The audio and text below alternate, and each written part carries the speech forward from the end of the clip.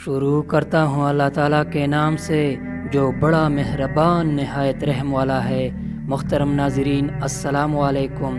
آج بے نمازی کے انجام کے بارے میں یہ ویڈیو پیش کیا جا رہا ہے۔ اگر آپ میرے چینل ٹرو نوٹس پر نئے ہیں تو چینل کو سبسکرائب ضرور کریں اور ویڈیو کو آخر تک ضرور دیکھیے۔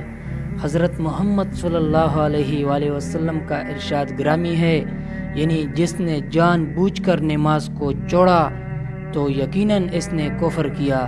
یہاں تک فرماتے ہیں کہ مومن اور کافر کے درمیان جو فرق ہے وہ یہ کہ مومن نماز پڑھتا ہے اور کافر نماز نہیں پڑھتا۔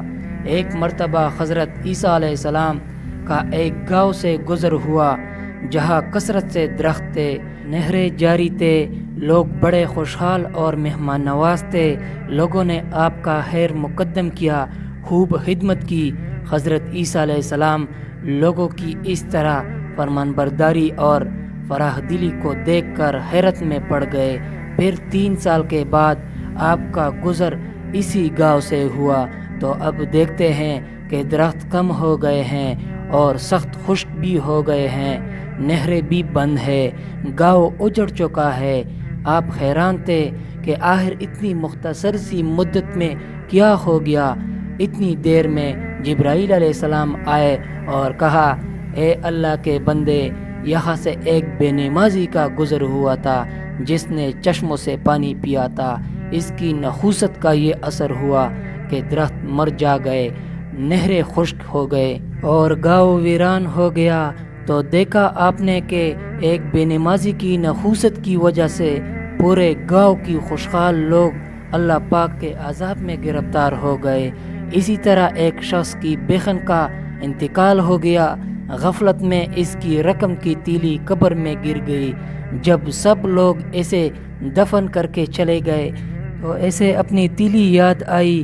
تمام لوگوں کے چلنے جانے کے بعد وہ قبر کے پاس پہنچا اور قبر کودنے لگا، مگر یہ دیکھ کر اس کی حیرت کی انتہا نہ رہی کہ قبر میں شعلے بھڑک رہی ہے۔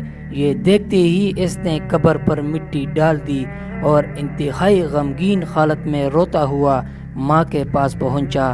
پھر ماں سے پوچھا کہ میری بہن کی کیسی عادت تھی کہ اس کی قبر میں آگ کے شعلے بھڑک رہے ہیں۔ یہ سن کر ماں بھی رونے لگی اور کہا، تیری بہن نماز میں سستی کرتی تھی اور نمازوں کے اوقات گزر جانے کے بعد دیر سے پڑھتی تھی، یعنی نماز قضا کر کے پڑھتی تھی۔ تو اسے ظاہر ہوا کہ نماز قضا کر کے پڑھنے والے کو بھی عذاب ہوگا، اور جو شخص سرے سے نماز پڑھتا ہی نہ ہو اس کے عذاب کی کیا انتہا ہوگی۔ استغفر اللہ۔ اسی لیے نماز چھوڑنے کو دنیا و آخرت میں ناکامی کا ذریعہ بھی بتایا گیا ہے۔ اللہ رب العزت سے دعا ہے کہ اللہ پاک ہمیں نمازوں کی پابندی کرنے والے بنائے اور دنیا و آخرت کی تمام عذابوں سے محفوظ فرمائے۔ میرے محترم عزیز دوستو، امید کرتا ہوں کہ آپ لوگوں کو یہ ویڈیو پسند آئی ہوگی۔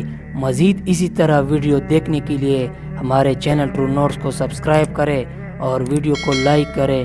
ملتے ہیں نیکسٹ ویڈیو میں، اپنا بہت سارا خیال رکھیں۔ اللہ حافظ۔